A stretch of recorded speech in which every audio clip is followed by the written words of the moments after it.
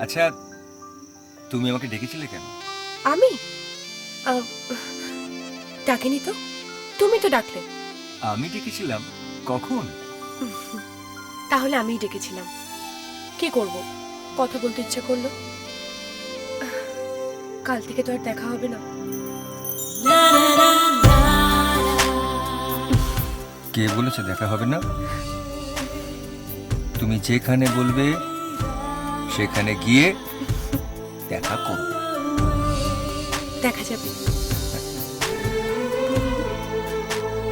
তুমি কি কাজ করো বলনি তো? আমি আমি আমি গেস করি। হ্যাঁ, সেটাই মঙ্গল হবে।